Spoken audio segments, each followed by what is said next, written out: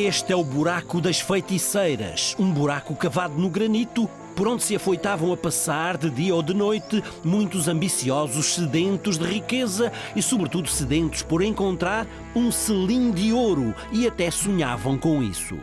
Vinham por aí acima a sonharem, as pessoas às vezes cá estavam lá as libras de ouro e o selim. E o selim de ouro, não é? Pois, lá na Pedra de Montar, lá na vila, e então passavam por aqui. Andavam lá, sentiam os barulhos, diziam que eram daí, vêm as feiticeiras, fugiam. As pessoas tocavam a fugir com medo. Ainda a fugir com medo, passado o buraco das feiticeiras, iam a caminho desta pedra, a Pedra de Montar. E por debaixo da pedra, muitos já procuraram em vão o tal selim todo de ouro feito. Era ouro. Depois havia pessoas que sonhavam, porque esta pedra estava lá em cima, havia pessoas que sonhavam que o selim estava enterrado debaixo da pedra, vinham cá, davam um tom para a pedra para baixo. Foi rebolando, rebolando. Depois havia outro que sonhava, outro tom para baixo, porque para cima que estava a levar. Para baixo, até que chegou aqui a este sítio. Ouro e riquezas, lendas e drama, o drama de Pedro e Inês. E tudo isto acontecia até há bem poucas décadas, a começar pela busca do selim de ouro de Dona Inês de Castro por estas terras de Jarmelo, vila medieval em ruínas do concelho da Guarda.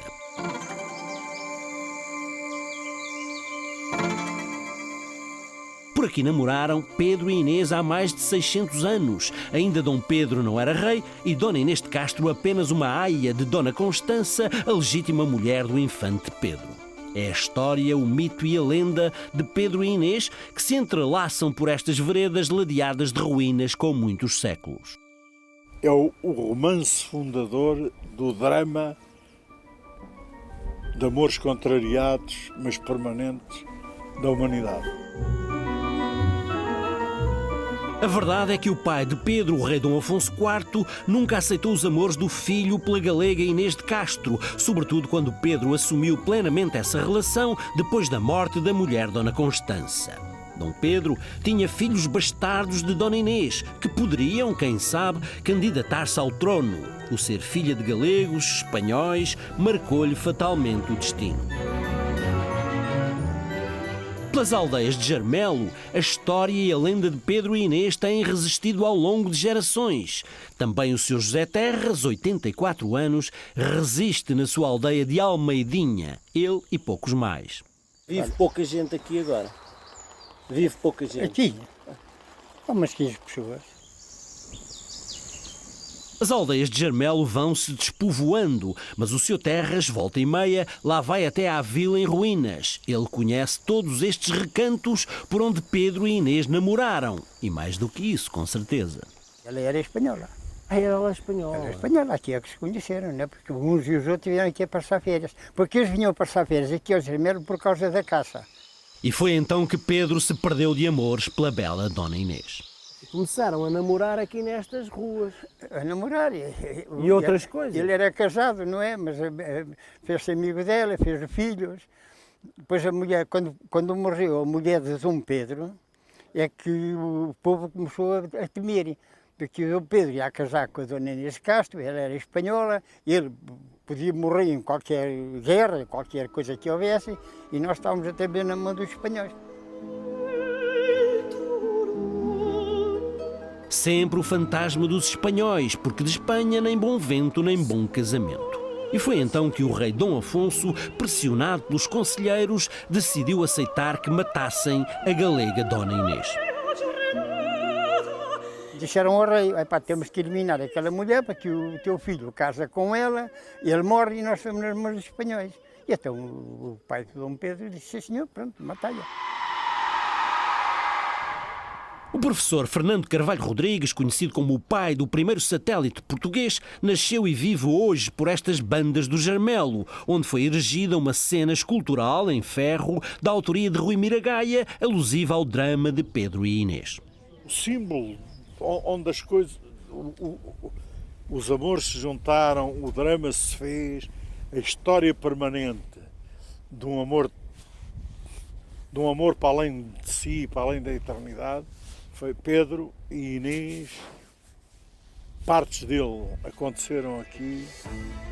E tudo começa com a morte de Dona Inês, planeada e supostamente executada por 3 conselheiros de Dom Afonso: Álvaro Gonçalves, Diogo Lopes Pacheco e Pero Coelho, este último natural da Vila do Jarmelo. Reza a lenda que em janeiro de 1355, aproveitando a ausência de Dom Pedro numa caçada, os 3 vão ao convento de Santa Clara, em Coimbra, e matam a senhora degolando-a. Um dos algozes era jarmelista. E daqui nasceu um algoz, e o algoz é algoz dela, não é por ódio, não é por nada, é porque ele vai matá-la por uma verdade. Portanto, é um mito fundador da nossa cultura, se quiserem, um aperfeiçoamento. Na aldeia de Almeidinha, perto da vila em ruínas, a memória resiste como granito. Dona Lídia e o marido, o Sr. Albino, sempre ouviram aos mais antigos estas histórias lendárias de amor, paixão e morte. Era o rei que mandava, e o que ele mandava é que faziam, não é como agora. Agora é diferente o ser Presidente da República, porque agora o Presidente da República não manda matar. E naquele tempo era ver como era diferente. Ele é que mandava e os outros tinham que obedecer. Mas Dom Pedro não se ficou, nem nunca esqueceu o que fizeram à sua amada, e quando o pai morreu e subiu ao trono como Pedro I, fez jus ao seu cognome de justiceiro. Reza a lenda que Dom Pedro capturou 2 dos 3 carrascos de Inês e arrancou-lhes o coração, a um pelas costas e ao outro pelo peito, para que soubessem como fizeram sofrer o seu próprio coração. E o carrasco jarmelense Pero Coelho ficou na memória do povo de Jarmel. Era um Pero Coelho e outro Álvaro Gonçalves, não sei como é que se chamavam, e outro já não me lembro, eram 3. E o rei parece que lhe arrancou o coração pelas costas. Um pelas costas pelo peito, não foi? Pelo Jarmelo ainda restam dúvidas sobre o que aconteceu realmente ao conterrâneo Pero Coelho, patriota e assassino. Que fugiu. Esse fugiu. Depois nunca mais soube dele. E precisamente por ele ter fugido é que o Dom Pedro mandou-se povoar a vila. Não se pôde vingar no Pero Coelho porque fugiu. Vingou-se nos seus antepassados. Vingou-se na terra, porque ele disse... Nos seus antepassados. Pois, uma vez que eu não posso vingar nele próprio, como fizeram os outros, que tiraram o coração pelas costas do peito, vou-me vingar na terra dele. Dom Pedro mandou despovoar e arrasar a vila. E fez mais. E a vingança foi essa. Mandou despovoar a vila, mandou salgar as 3 entradas. As 3 entradas? As 3 entradas. Porquê salgar as 3 entradas? Era um símbolo daquele tempo, né? Portanto, uma coisa que fosse salgada não podia outra vez ser utilizada. Terra salgada, terra amaldiçoada. Jarmelo, a vila, ainda foi concelho por mais 2 séculos, cada vez mais esquecida, sempre mais despovoada, até que acabou assim, em ruínas. Mas a memória do povo sustenta a lenda e o mito. E esta enorme pedra de granito aqui está como a Pedra de Montar, porque era aqui que Dona Inês montava no seu cavalo para se ir encontrar às escondidas com o jovem Dom Pedro. Dona Inês Castro montava o cavalo. Aqui? Sim, porque as cavalariças eram aí atrás, não é? Ela montava aqui o cavalo, porque alguém trazia o cavalo. E ela subia aqui. para a pedra? Ela subia para a pedrinha e montava o cavalo. E lá está, reza a lenda, a marca da pata do cavalo de Dona Inês.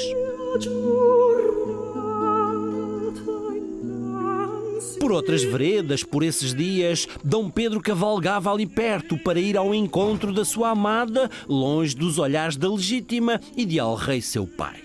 E lá namoravam os 2 por estes sítios esconsos, namoro que veio a dar vários rebentos e que redundou na morte trágica de Dona Inês. Uma história dramática e real que aconteceu muito antes de Shakespeare inventar o seu Romeu e Julieta. Muito antes de Shakespeare inventar o Romeu e Julieta, ele deve ter copiado do Pedro Inês. Porque na altura em que ele escreveu o Romeu e Julieta, já havia centenas de peças de teatro. Centenas de peças de teatro Pedro Inês. Peças de teatro que correram a Europa e há também pelo menos 17 óperas sobre Pedro e Inês. Mas o que ficou também até hoje foi a lenda do selim de ouro de Dona Inês, que supostamente estará por debaixo da Pedra de Montar e que ainda hoje mexe com os sonhos de muita gente destas bandas.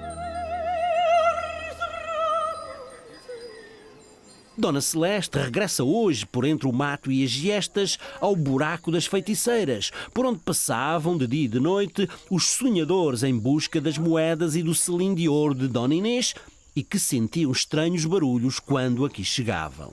Sonhavam de noite, acordavam à hora que acordassem e vinham à hora que vinha, que acabava o sonho, antes que se esquecessem do sonho, do sítio onde estava. Para apanhar o ouro. Pois, Da Dona Inês. da Dona Inês, mas do rei Dom Pedro.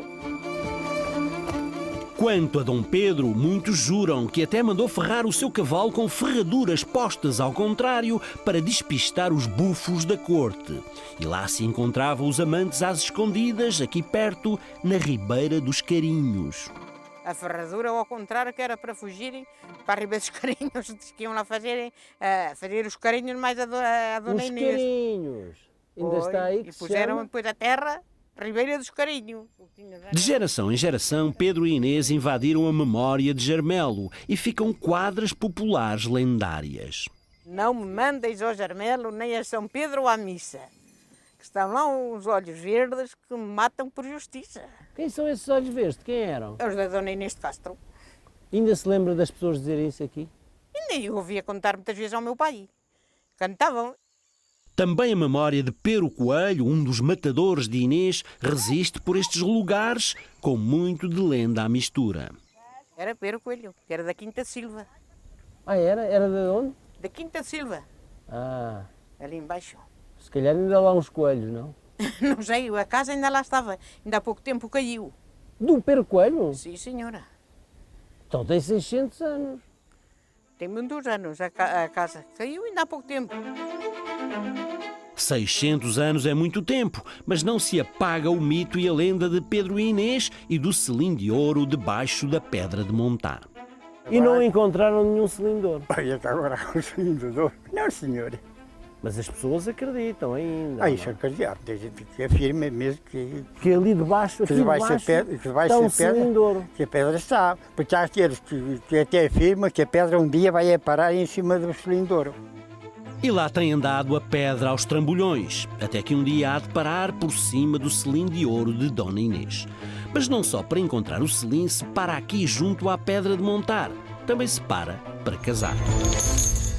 As raparigas solteiras vinham aqui a pôr as moedinhas que era para não sei se era para a Dona Inês fazer um milagre, o que era, arranjar cá o namorado, porque a Dona Inês foi isso que arranjou.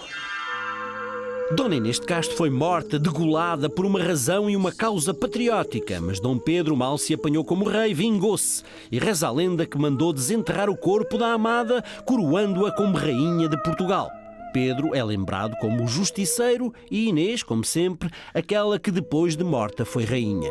E tudo começou, até mesmo a semente das descobertas, por estas terras de Jarmelo. A nossa impressão digital no mundo nasce aqui. E foi gerado por estes dois Pedro e Inês, que é Dom João I, lança à descoberta. E nasceram deste amor aqui, desta terra aqui, neste granito. Pelo granito do Jarmelo resistem as histórias e as lendas à volta de Pedro e Inês.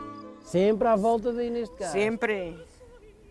Depois diziam que adeus Vila do Jarmelo, adeus Pedra de Montar. Enquanto o mundo for o mundo, o dinheiro has de ganhar. A vila desapareceu, mas as igrejas cá estão. isso Que é essa história da Pedra lá de Montarem.